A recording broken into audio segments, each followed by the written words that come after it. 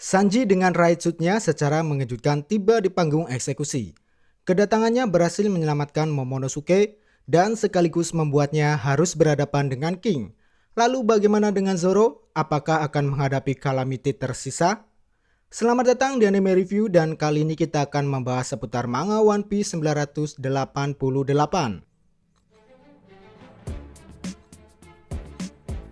Pertarungan melawan Kaido masih berlanjut. Di atas kepala tengkorak sana, Akazaya bersama para Ming sudah siap bertempur melawan Sang Yonko. Khusus untuk suku Ming, malam itu seakan berpihak pada mereka. Terangnya bulan purnama adalah simbol dari perubahan wujud sulong. Namun apakah malam tersebut akan berpihak pada mereka? Well, One Piece chapter 988 diawali dengan pernyataan Kaido yang sudah mengetahui bahwa purnama adalah syarat bagi suku Ming untuk merubah diri menjadi sulong. Tak ada rasa takjub sekalipun yang keluar dari wajah Sang Yonko. Dia malah justru tertawa dengan puasnya, seolah-olah sedang mengejek kenyataan tersebut, dan pada akhirnya membuat bawahan Inu dan Neko mengeluarkan ekspresi kemarahannya. Untuk ukuran seorang makhluk terkuat, memang hal tersebut bukanlah sesuatu yang mesti dikhawatirkan. Wujud naga Kaido saya kira jauh lebih mengintimidasi ketimbang mode sulong para Ming. Apalagi jika kita tahu bahwa sulong adalah perwujudan yang tidak semudah itu dapat dikuasai oleh suku Ming. Karena apabila ada yang memaksakan diri, maka nyawa adalah taruhannya. Wujud ini bagaikan pisau bermata dua. Satu sisi dapat menguntungkan, namun di sisi lain dapat juga membahayakan penggunanya. Perbedaan level mereka sangat signifikan. Memang benar pernah ada sulong yang menggila saat di Whole Cake dulu, namun sayang aksinya tidak terlalu lama. Inilah salah satu kelemahan dari sulong.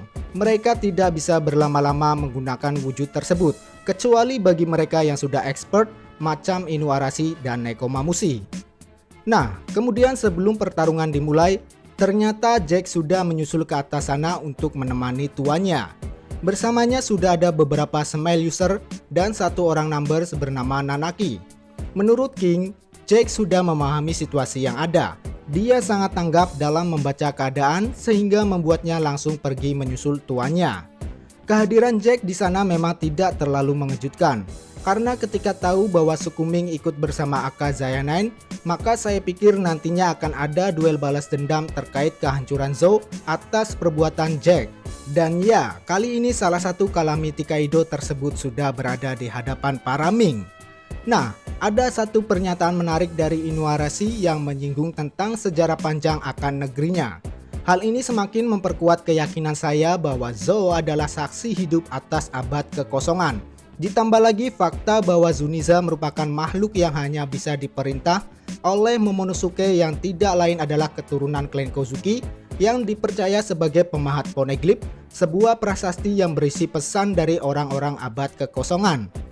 Saat ini Zuniza sedang membawa negeri Zou berkeliling tanpa tujuan.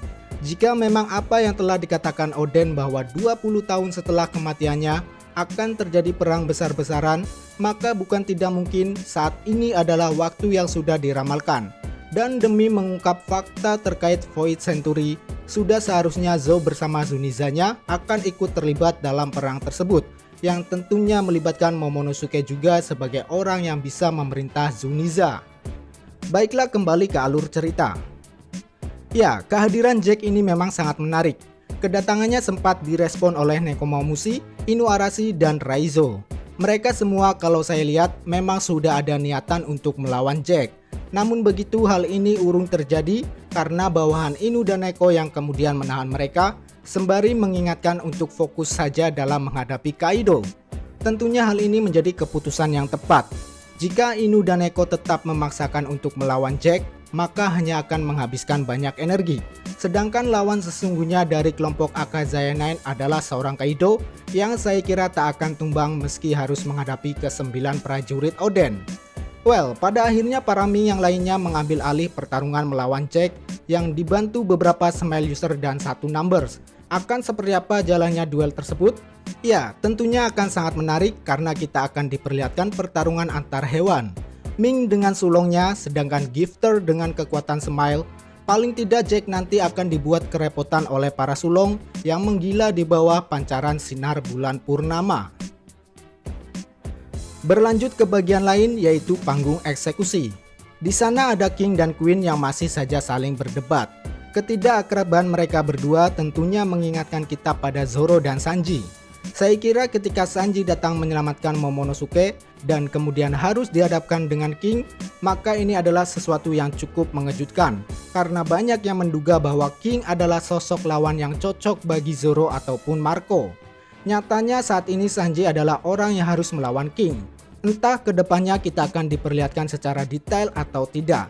Namun jika duel ini terus berlanjut, maka boleh jadi duel udara akan lebih banyak diperlihatkan. Ya, masalah kelemahan di udara, Sanji lebih cocok daripada Zoro. Apalagi saat ini ia sudah berubah ke wujud Osobamasnya, tentu duel udara bukan lagi menjadi masalah. Nah, yang dikhawatirkan adalah bahwa King juga merupakan tokoh yang dibekali dengan kekuatan buah iblis dan sebuah alat berupa katana. Sedangkan Sanji hanya bertarung dengan mengandalkan kakinya yang didukung oleh Raid-Shoot-nya saja. Saya kira duel ini masih akan tetap menitik beratkan pada seberapa kuat Buso Soku Haki keduanya. Jika nantinya King menggunakan katananya, maka Sanji sudah tidak akan kaget lagi karena saya kira Sanji akan lebih memilih Zoro sebagai lawan terkuatnya jika memang yang menjadi fokusnya adalah pendekar pedang. Hal ini tentunya justru akan semakin menambah gairah Sanji untuk tidak akan kalah melawan King. Itu pun jika duel ini tetap berlanjut dan King menggunakan senjatanya. Well, saat ini Sanji memang sedang terdesak. Namun kedepannya saya harap Oda tetap memberikan porsi bagi duel mereka berdua. Sementara itu masih di tempat yang sama. Luffy masih disibukkan oleh Big Mom dan Yamato yang sebelumnya dihadapkan dengan ulti harus segera mungkin meninggalkan area tersebut guna melindungi Momonosuke yang saat ini sedang bersama Shinobu.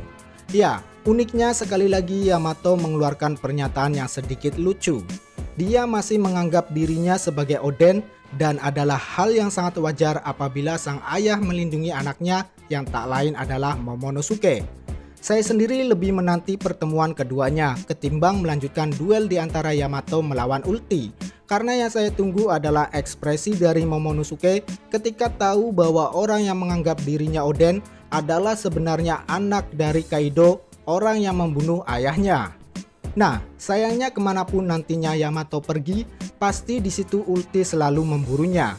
Mau tidak mau Yamato harus membereskan ulti terlebih dahulu sebelum bergerak ke tempat Momonosuke dan Shinobu. Well, kita nantikan saja akan seperti apa kelanjutannya. Kemudian masih di area yang sama, mari kita sedikit membahas situasi Luffy. Sama seperti Yamato yang selalu diburu ulti, Luffy pun demikian yang selalu diburu oleh Big Mom.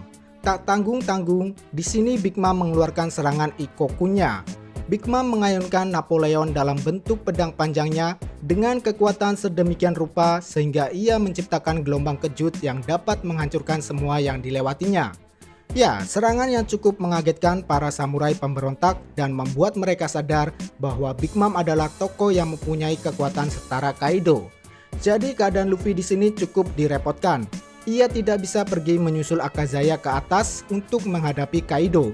Jika tetap memaksa, maka Luffy hanya akan menambah situasi semakin buruk di atas sana. Saya sendiri masih ragu jika nantinya Luffy harus mengalahkan Big Mom di sini.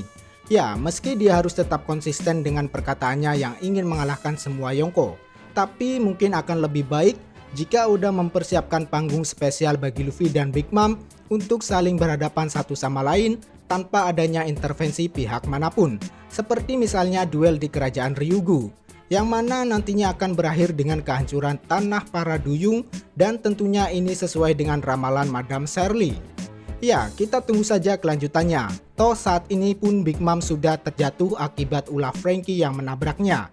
Nah, saya curiga Big Mom akan semakin marah jika menerima kenyataan ini. Terjatuh akibat peristiwa konyol. Apalagi dengan epicnya, Brook berhasil membelah Zeus yang sebelumnya kembali pada Big Mom karena ketakutan. Nah, pertemuan kembali Big Mom dan Brook bisa saja mengingatkan kejadian saat di Whole Cake dulu. Mungkin saja peristiwa ini sedikit mengalihkan kemarahan Big Mom pada Franky dan Brook, sehingga membuat Luffy bisa menyusul Akazaya untuk menghadapi Kaido. Pada akhirnya kita masih belum diperlihatkan duel-duel seru di Onigashima.